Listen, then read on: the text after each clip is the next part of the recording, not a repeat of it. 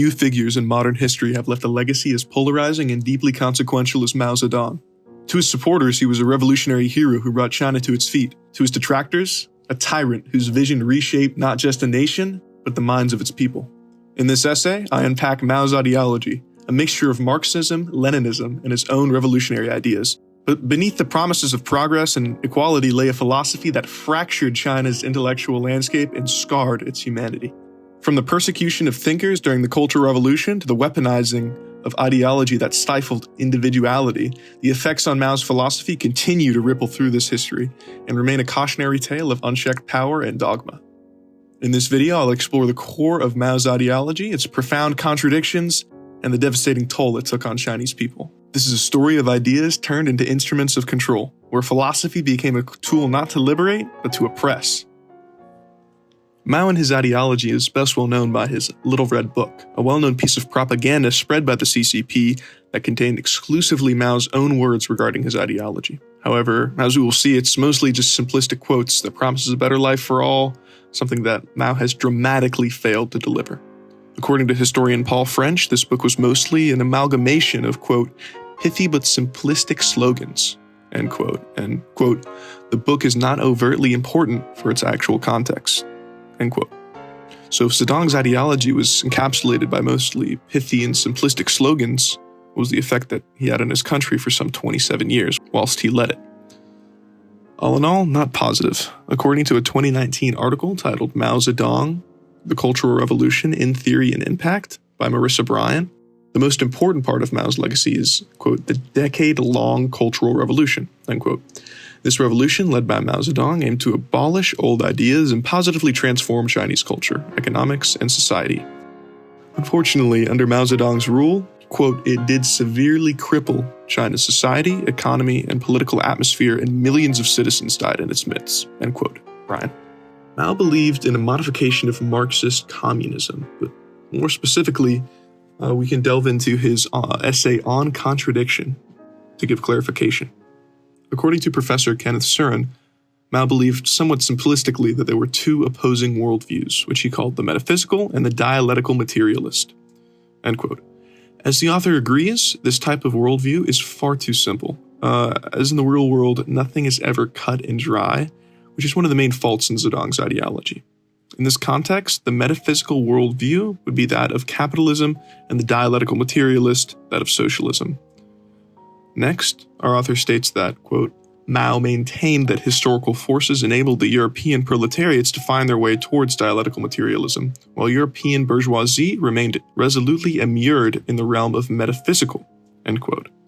Mao is basically arguing in this quote that this metaphysical worldview, that of capitalism, is innately wrong, and his dialectical materialism is correct. A quote from Mao's essay reads, quote, in considering each form of motion of matter, we must observe the points in which it has common with other forms of motion.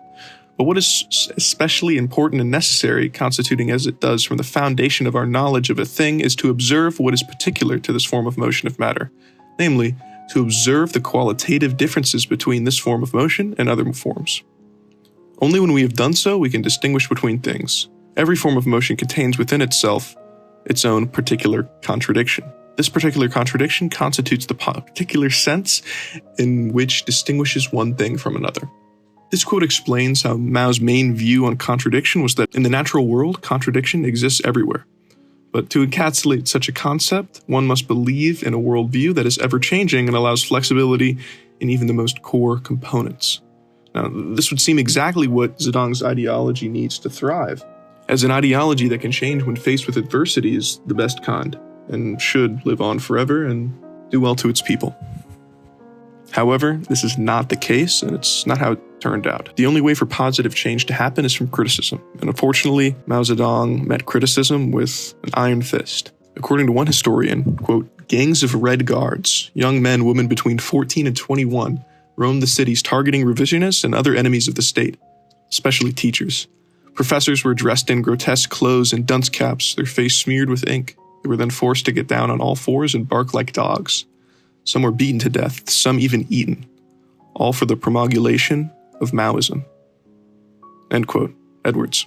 These Red Guards' main job was to target so-called enemies of the state, as Mao said it. Realistically, just anybody that strived for intelligence and dared to step up to him and give him criticism.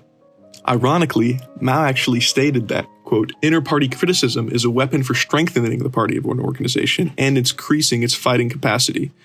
Mao seems to justify his disallowance of criticism by categorizing it as a so-called attack of character. Quote, in the party of an organization of the Red Army, however, criticism is not always of this character and sometimes turns into a personal attack. As a result, it damages the party's organization as well as individuals. This is a manifestation of petty bourgeoisie individualism. Criticism should not be used as a means of personal attack, end quote. Page 119. Mao probably said this so that he could remain in power and punch down at anybody who dared to disagree with him, especially after his major failures in the Great Leap Forward, which left 30 to 40 million people dead. This is a prime example of this dishonesty and corruption that can come up in Maoism, especially when given an ineffective and ruthless tyrant as a ruler. But even disregarding a ruler like Mao, Maoism is faulty.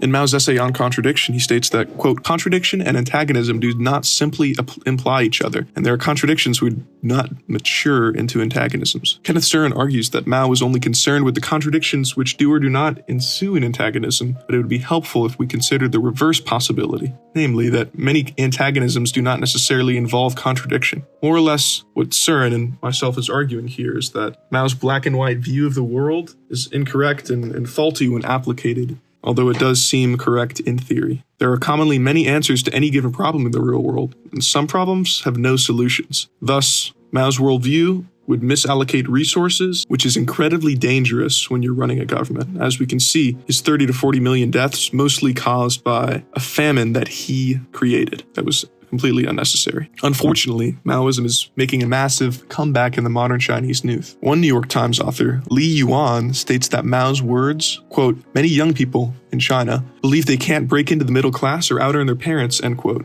And, quote, nominally a socialist country, China is one of the world's most unequal, end quote. Quote, Chinese technology workers are often expected to work 9 a.m. to 9 p.m. 6 days a week, a practice so common they call it 996, end quote.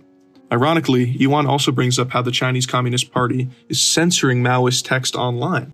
Quote, Chairman Mao is making a comeback among Chinese Generation Z, end quote. Unfortunately, the exact same conditions that propagated Maoism's original peak is coming back. So in hopes to propagate a faulty system that killed millions and silenced thousands who criticized it, these proponents were silenced by the CCP. And are seemingly frustrated. If said proponents were exposed to the truth of what Mao has done and what he stands for beyond seemingly positive slogans that they take at face value, they would surely be horrified. To conclude, Maoism has a hypocritical and terrible way of dealing with criticism, and unfortunately, its negative influence seems to still haunt over the Chinese youth of today. Mao's ideology has a faulty, basic understanding of approaching problems in the real world, which can be to the detriment of millions of people, as we can see.